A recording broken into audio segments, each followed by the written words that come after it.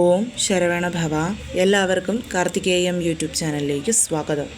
30 വർഷങ്ങൾക്ക് ശേഷം വരുന്ന 3 വർഷങ്ങൾക്ക് ശേഷം വരുന്ന വളരെ ഓസ്പീഷ്യസ് ആയിട്ടുള്ള അമാവാസിയാണ് നാളെ. 30 വർഷങ്ങൾക്ക് ശേഷമെന്ന് പറയാൻ കാരണം വളരെയധികം പ്രത്യേകമായിട്ടുള്ള യോഗങ്ങൾ ഒരുമിച്ച് വന്നിട്ടുള്ളതാണ് നാളെ ജൂൺ മാസം 14-ാം തീയതി. 3 വർഷങ്ങൾക്ക് ശേഷം പുരുഷോത്തമ മാസത്തിൽ വന്നിരിക്കുന്ന അധിക അമാവാസി കൂടിയിട്ടാണ്. അതുമാത്രവുമല്ല, ഈ പ്രാവശ്യം മിഥുനം 1-ാം തീയതി കർത്തവാവിനാണ് നമുക്ക് ആരംഭിക്കുകയും ചെയ്യുന്നത്. അപ്പം നമ്മൾ എന്തൊക്കെയാണ് ഈ ഒരു അമാവാസി തിഥിയിൽ ചെയ്യേണ്ടത് എന്നുള്ളതിനെക്കുറിച്ചാണ് ഇന്നത്തെ വീഡിയോയിൽ പറയുന്നത്. മിഥുനം 1 സംക്രാന്തിയിൽ ചെയ്യേണ്ടുന്ന കാര്യങ്ങളെക്കുറിച്ചുള്ള വീഡിയോ ഞാൻ നാളെ നിങ്ങൾക്ക് മുൻപിൽ വീഡിയോ ആയിട്ട് ഇടുന്നതാണ്. ഇന്നത്തെ വീഡിയോയിൽ നമ്മൾ കർത്തവാവിന് ചെയ്യേണ്ടുന്ന കാര്യങ്ങളെക്കുറിച്ചാണ് പറയുന്നത്. അതുകൊണ്ട് തന്നെ കൊണ്ട് പറ്റുന്ന കാര്യങ്ങളൊക്കെ ചെയ്യാനായിട്ട് ശ്രമിക്കേണ്ടതാണ്.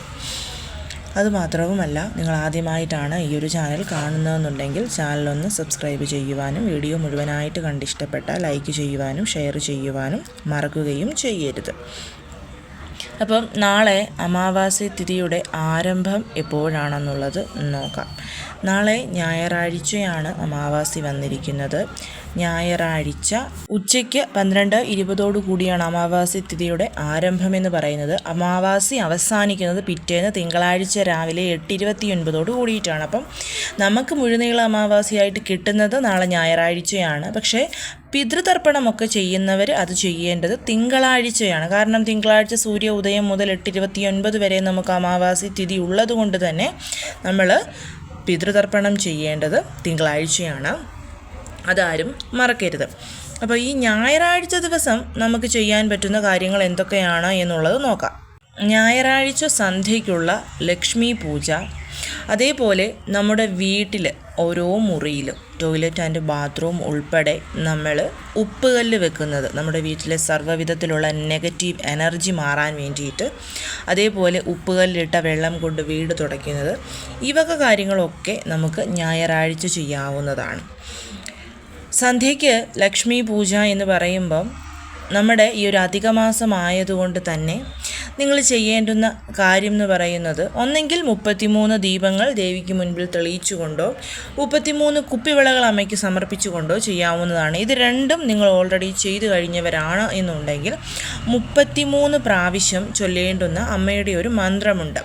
സാധാരണ വെള്ളിയാഴ്ചകളിൽ നമ്മൾ ചെയ്യുന്ന ലക്ഷ്മി പൂജ എങ്ങനെയാണോ അതേപോലെ ആർഭാടമായിട്ട് നമുക്ക് തീർച്ചയായിട്ടും ചെയ്യാവുന്നതാണ്. ഇനി അങ്ങനെ ചെയ്യാൻ താല്പര്യമില്ലാത്തവരാണെങ്കിൽ വീട്ടിലുള്ള ലക്ഷ്മി ദേവിയുടെ വിഗ്രഹത്തിനോ അല്ലെങ്കിൽ ഫോട്ടോയ്ക്കോ മുൻപിൽ ഒരു നെയ് ദീപം കൊളുത്തി വെച്ചിട്ട് 33 ദീപം കൊളുത്തണമെങ്കിൽ അത് കൊളുത്താം, ഇല്ലെങ്കിൽ ഒരു നെയ് ദീപമെങ്കിലും അമ്മയ്ക്ക് മുൻപിൽ കൊളുത്തി വെച്ചിട്ട് നല്ല മണമുള്ള പൂക്കൾ ദേവിക്ക് സമർപ്പിച്ചതിന് ശേഷം അവിടെ ഇരുന്ന് ഞാൻ ഈ പറയുന്ന മന്ത്രം നിങ്ങൾക്ക് 33 പ്രാവശ്യം ജപിക്കാവുന്നതാണ്. ഒരുപാട് പ്രാവശ്യം ഞാൻ പറഞ്ഞു തന്നിട്ടുള്ള ഒരു മന്ത്രമാണിത്. ഓം ശ്രീം ശ്രീയൈ നമഃ, ഓം ശ്രീം ശ്രീയൈ നമഃ. അതിനോടൊപ്പം നമുക്ക് ശ്രീ സൂക്തം കുറഞ്ഞത് 3 പ്രാവശ്യമെങ്കിലും ചൊല്ലുകയോ കേൾക്കുകയോ ചെയ്യുന്നതും വളരെ ഓസ്പീഷ്യസ് ആയിട്ടുള്ള ഒരു കാര്യമാണ്. അപ്പം എന്താണോ പറ്റുന്നത് ആ ഒരു കാര്യം നിങ്ങൾ ചെയ്താൽ മതിയാവും. പിന്നെ അന്ന് രാത്രിയിൽ കിടക്കാൻ പോകുന്നതിന് മുൻപായിട്ട് വേണം നമ്മൾ നമ്മുടെ വീട്ടിലെ എല്ലാ മൂലകളിലും ഒന്നെങ്കിൽ പേപ്പർ കപ്പ് ഉണ്ടെങ്കിൽ അതിനകത്ത്, അല്ലെങ്കിൽ ചെറിയ മൺവിളക്ക് ഉണ്ടെങ്കിൽ അതിനകത്ത്, അങ്ങനെയല്ല നമ്മുടെ വീട്ടിലിപ്പം ചെറിയ നിങ്ങൾ യൂസ് ചെയ്യാത്ത പ്ലാസ്റ്റിക്കിൻ്റെയോ സ്റ്റീലിൻ്റെയോ പാത്രം ഉണ്ടെങ്കിൽ അതാണെങ്കിലും മതിയാവും. അതിൽ കല്ലുപ്പിട്ടിട്ട് കോർണേഴ്സിൽ വെച്ചിരിക്കുക. അപ്പോൾ അമാവാസി തിഥിയിൽ തന്നെ ആയതുകൊണ്ട് തന്നെ നെഗറ്റീവ് എനർജി മുഴുവൻ ആ കല്ലുപ്പ് വലിച്ചെടുക്കും. പിറ്റേന്ന് തിങ്കളാഴ്ച 8:29 വരെയാണല്ലോ നമുക്ക് അമാവാസി തിഥി. അതുകൊണ്ട് തന്നെ അതിന് ശേഷം ആ ഒരു കല്ലുപ്പെടുത്ത് നിങ്ങൾക്കത് എവിടെയെങ്കിലും കൊണ്ടുപോയി വെള്ളത്തിൽ അലിയിച്ച് കളയാവുന്നതാണ്. ഏതെങ്കിലും ചെടിയുടെ ചുവട്ടിലാണെന്നുണ്ടെങ്കിൽ അങ്ങനെ കൊണ്ടിടാം. അങ്ങനെ അല്ലെന്നുണ്ടെങ്കിൽ എവിടെയെങ്കിലും വെറുതെ ആ വെള്ളം കലക്കി ഒഴിച്ച് കളഞ്ഞാലും മതി. നമ്മുടെ വീട്ടിലെ സിങ്കിൽ തന്നെയാണെങ്കിലും ഒഴിച്ച് കളയാം, അതിനൊന്നും ഒരു കുഴപ്പവുമില്ല. പക്ഷേ ശ്രദ്ധിക്കേണ്ടുന്ന ഒരു കാര്യം, നമ്മൾ ആ കല്ലുപ്പ് വെള്ളത്തിൽ കലക്കുമ്പം ആ കല്ലുപ്പിൽ നമ്മുടെ കൈ പതിയാൻ പാടില്ല. സാധാരണ നമ്മൾ ഇതെല്ലാം എടുത്ത് കലക്കി ഒഴിച്ച് കളഞ്ഞതിന് ശേഷം നമ്മൾ കുളിച്ചിട്ടാണ് പിന്നെ വീട്ടിലെ കാര്യങ്ങളൊക്കെ ചെയ്യുന്നത്. അപ്പോൾ അന്ന് 8:29 വരെ നമുക്ക് അമാവാസി തിഥി ഉള്ളതുകൊണ്ട് തന്നെ നമ്മളെല്ലാവരും രാവിലെ എഴുന്നേറ്റ് കുളിക്കുമല്ലോ. അപ്പം നിങ്ങൾ ചെയ്യേണ്ടുന്ന ഒരേ ഒരു കാര്യം എന്ന് പറഞ്ഞു കഴിഞ്ഞാൽ, ഈ വെച്ചിരിക്കുന്ന പാത്രത്തിലാണെങ്കിലും പേപ്പർ കപ്പിലാണെങ്കിലും അങ്ങനെയല്ല മൺവിളക്കിലാണെങ്കിലും നമ്മുടെ കൈ ആ ഒരു ഉപ്പിൽ പതിയാൻ പാടില്ല. അപ്പോൾ ആദ്യം തന്നെ വെള്ളം, ഒരു കപ്പിലോ ഗ്ലാസ്സിലോ വെള്ളം എടുത്തിട്ട് നമ്മുടെ കൈ ആ കല്ലുപ്പിൽ പതിയാതെ നമ്മൾ അതിനകത്തോട്ട് ഈ ഉപ്പുകല്ലിട്ടിട്ട് തവി കൊണ്ടോ അല്ലെങ്കിൽ വല്ല കമ്പ് കൊണ്ടോ നന്നായിട്ടത് മിക്സ് ചെയ്തിട്ട് വേണം ചെടിയുടെ ചുവട്ടിൽ ഒഴിച്ചു കളയാൻ. അതെല്ലാവരും ശ്രദ്ധിക്കേണ്ടതാണ്. അതേപോലെ തന്നെ നാളത്തെ ദിവസം വരുന്ന അമാവാസി തിഥിയിൽ നാളെ വൈകിട്ട് ദേവിക്ക് മുൻപിൽ ഉപ്പുദീപം കൊളുത്തുന്നത് വളരെ വളരെ ശ്രേഷ്ഠമായിട്ടുള്ളൊരു കാര്യമാണ്. അപ്പോൾ അത് ഉപ്പുദീപം എങ്ങനെയാണ് കൊളുത്തുന്നതെന്ന് ഫസ്റ്റ് ഞാൻ എൻ്റെ സ്റ്റാർട്ടിങ്ങിലിട്ട വീഡിയോ ആണ്. അപ്പം നോക്കിക്കഴിഞ്ഞാൽ നിങ്ങൾക്ക് കാണാവുന്നതാണ് ഉപ്പുദീപം കൊളുത്തുന്നത് എങ്ങനെയാണെന്നുള്ളത്. അപ്പോൾ ഉപ്പുദീപം കൊളുത്താവുന്നതാണ്. ഇനി തിങ്കളാഴ്ച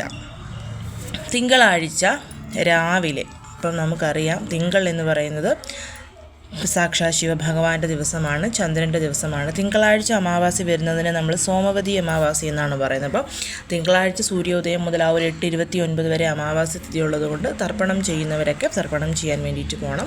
അതേപോലെ തിങ്കളാഴ്ച നമ്മൾ എഴുന്നേറ്റ് ആദ്യം ഉണ്ടാക്കുന്ന ഫുഡ് എന്താണെങ്കിലും അതിലൊരു പങ്ക് നമ്മൾ കഴിക്കുന്നതിന് മുൻപായിട്ട് കാക്കയ്ക്ക് കൊടുക്കണം. കാരണം കാക്ക എന്ന് പറയുന്നത് നമ്മുടെ പിതൃക്കന്മാരാണെന്നാണല്ലോ നമ്മൾ പറയുന്നത്. അതുകൊണ്ട് തന്നെ കാക്കയ്ക്ക് കൊടുക്കണം. ചോറിനകത്ത് എള്ളിട്ട് കുഴച്ചാണെങ്കിൽ നമുക്ക് കൊടുക്കാവുന്നതാണ്. നിങ്ങൾ സാധാരണ എങ്ങനെയാണോ ചെയ്യുന്നത് ആ രീതിയിൽ ചെയ്താൽ മതി. ചിലപ്പോൾ ചിലർക്ക് പേടി കാണും, അങ്ങനെ ഞങ്ങൾ അച്ഛനും അമ്മയൊക്കെ ഉണ്ട്, ഞങ്ങൾക്ക് അങ്ങനെ കൊടുക്കാൻ പാടുണ്ട്. അങ്ങനെ കൊടുക്കുന്നതുകൊണ്ട് പ്രത്യേകിച്ച് ദോഷമൊന്നുമില്ല. പക്ഷേ മനസ്സിൽ പേടി വെച്ചിട്ട് നമ്മൾ ചെയ്ത് കഴിയുമ്പോൾ അത് നെഗറ്റീവായിട്ടേ നമുക്ക് വരുള്ളൂ. അപ്പോൾ അതുകൊണ്ട് സാധാരണയായിട്ട് എങ്ങനെയാണോ നിങ്ങൾ കാക്കയ്ക്ക് ചോറ് കൊടുക്കുന്നത് അതുപോലെ കാക്കയ്ക്ക് നമ്മൾ അന്നത്തെ ദിവസം ഭക്ഷണം കഴിക്കുന്നതിന് മുൻപായിട്ട് കൊടുക്കണം. അതേപോലെ തന്നെ ജൂൺ 15-ാം തീയതി 8:29 കറുത്ത വാവിൻ്റെ സമയത്ത് മിഥുനം ഒന്നും കൂടിയിട്ടാണ്. അപ്പം അത് നമുക്ക് തിങ്കളാഴ്ചയാണ് വന്നിരിക്കുന്നത്. തിങ്കളെന്ന് പറയുന്നത് ഭഗവാൻ മഹാദേവൻ്റെ ദിവസമായതുകൊണ്ട് തന്നെ അന്നത്തെ ദിവസം ശിവക്ഷേത്ര ദർശനം നിങ്ങൾ തീർച്ചയായിട്ടും ചെയ്യേണ്ടുന്ന ഒരു കാര്യമാണ്. തിങ്കളാഴ്ച ദിവസം രാവിലെ പറ്റുന്നവരൊക്കെ വീടിനടുത്തുള്ള ശിവക്ഷേത്രത്തിൽ പോയി ദർശനം നടത്തണം. ജലധാര, നമ്മുടെ വീട്ടിൽ എത്ര പേരുണ്ടോ അത്രയും പേരുടെ പേരിൽ ജലധാര അന്നത്തെ ദിവസം കഴിപ്പിക്കുന്നത് വളരെ ശ്രേഷ്ഠമാണ്. അതേപോലെ നിങ്ങൾ പോകുന്ന ക്ഷേത്രത്തിൽ ആൽമരമുണ്ടെങ്കിൽ ആൽമരത്തിന് ജലം സമർപ്പിക്കാം. ആൽമരത്തിന് മുൻപിലായിട്ട് നമുക്കൊരു ദീപം കൊളുത്തി വെക്കാം. ആൽമരത്തെ തൊട്ടു തൊഴാം. 7 പ്രാവശ്യം പ്രദക്ഷിണം ചെയ്യാം.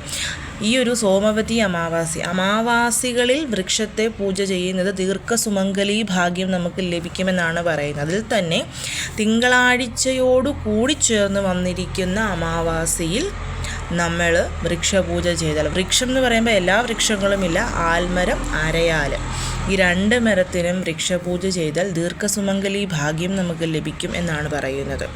ഇനി അലയാലിന് ജലം സമർപ്പിക്കാൻ, അതിന് മുൻപിൽ ദീപം കൊളുത്തി വെക്കാനൊക്കെ മടി കാണും. കാരണം നമ്മുടെ കേരളത്തിൽ ഈ വക കാര്യങ്ങളൊക്കെ ചെയ്യുമ്പോൾ എല്ലാവരും കളിയാക്കും എന്നാണ് മിക്കവരുടെയും കമൻസ് വരുന്നത്. ഔട്ട് ഓഫ് കേരള നമുക്കിതൊന്നും നോക്കേണ്ട കാര്യമില്ല. കാരണം നമ്മളെക്കാൾ കൂടുതൽ ഇവിടെയുള്ളവരൊക്കെ ഇത് ചെയ്യുന്നത് കൊണ്ട് തന്നെ നമ്മൾ എന്ത് ചെയ്താലും അവരാരും നോക്കുക പോലുമില്ല.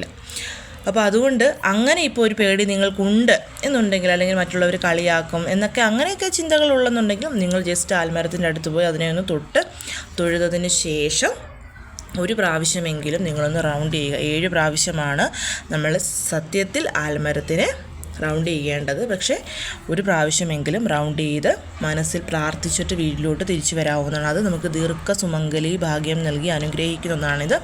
എല്ലാ മാസവും വരുന്ന അമാവാസി തിഥിയിൽ നമുക്ക് ചെയ്യാവുന്നതാണ്.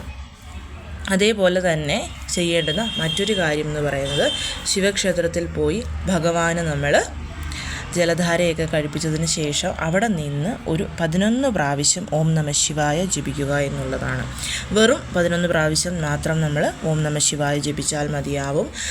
അതുകൊണ്ടാണ് ഞാൻ പറഞ്ഞ ക്ഷേത്രത്തിൽ പോകണം എന്നുള്ളത്. നമ്മൾ വീട്ടിലിരുന്ന് ഭഗവാന്റെ മുൻപിലിരുന്ന് ജപിക്കുന്നതിൽ തെറ്റില്ല, പക്ഷേ അതിനേക്കാൾ ഇരട്ടി ഫലം നമുക്ക് ജലധാരയ്ക്ക് കൊടുത്തിട്ട് അവിടെ നിന്ന് ആ ജലധാര സമയത്ത് ഭഗവാനെ നോക്കി നമ്മുടെ മുഴുവൻ ഭക്തിയോടും വിശ്വാസത്തോടും കൂടി ഓം നമഃ ശിവായ ജപിക്കുമ്പം അതിന് നമുക്ക് ലഭിക്കും. അപ്പോൾ അതുകൊണ്ട് തന്നെ അതും എല്ലാവരും ചെയ്യാനായിട്ട് മറക്കരുത്. അപ്പോൾ ഇത്രയും കാര്യങ്ങളാണ് നമ്മൾ നാളെ വരുന്ന അമാവാസ്യ തിഥിയിലും തിങ്കളാഴ്ച വരുന്ന അമാവാസ്യ തിഥിയിലും ചെയ്യേണ്ടുന്ന കാര്യമെന്ന് പറയുന്നത്. അതേപോലെ തിങ്കളാഴ്ച വരുന്ന അമാവാസ്യ തിഥിയിൽ ചെയ്യാൻ പറ്റുന്ന മറ്റൊരു കാര്യം കൂടിയിട്ടുണ്ട്. സൂര്യഭഗവാന് അർഘ്യം കൊടുത്ത് പ്രാർത്ഥിക്കുക. കാരണം സൂര്യൻ എന്ന് പറയുന്നത് ആത്മകാരകനാണെന്ന് നമുക്കറിയാം. അമാവാസി എന്ന് പറയുന്നത് പിതൃക്കളുടെ ദിവസമാണെന്നും നമുക്കറിയാം. നമ്മുടെ ലൈഫിൽ പ്രത്യേകിച്ച് വളരെയധികം പ്രശ്നങ്ങൾ വരുന്നത് കൂടുതലായിട്ടും ഈ ഒരു സൺ റിലേറ്റഡ് ആയിട്ടും അതേപോലെ പിതൃക്കളെ റിലേറ്റ് ചെയ്തിട്ടുമാണ്. അപ്പം ഈ 2 ദോഷങ്ങളും ഒരു രീതിയിലും നമ്മളെ ബാധിക്കാതിരിക്കാൻ വേണ്ടിയിട്ട് ഈ ഒരു ദിവസം നമുക്ക് വിനിയോഗിക്കാവുന്നതാണ്. അപ്പം സാധാരണ എങ്ങനെയാണ് അർഘ്യം കൊടുക്കേണ്ടതെന്നുള്ളത് ഞാൻ പറഞ്ഞു തന്നിട്ടുണ്ട്. അതേപോലെ ഭഗവാന് നമുക്ക് അർഘ്യം കൊടുത്ത് ആദിത്യ ഹൃദയ സ്തോത്രം ജപിച്ച് പ്രാർത്ഥിക്കാവുന്നതാണ്. എന്നിട്ട് നമുക്ക് കാക്കയ്ക്ക് ഫുഡ് കൊടുക്കാവുന്നതാണ് തിങ്കളാഴ്ച. അപ്പം കഴിയുന്നതും എല്ലാവരും ഞാൻ ഈ പറഞ്ഞ എല്ലാ കാര്യങ്ങളും ചെയ്യാൻ പറ്റുന്നവർക്കെല്ലാം ചെയ്യാം.